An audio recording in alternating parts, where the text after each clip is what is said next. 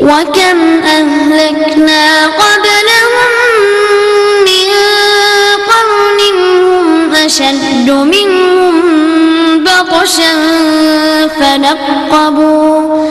فنقبوا في البلاد هل من محيص إن في ذلك لذكرى لمن كان له قلب أو ألقى السمع وهو شهيد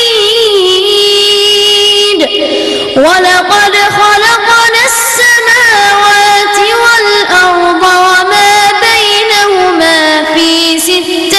أيام وما مسنا من لغوب.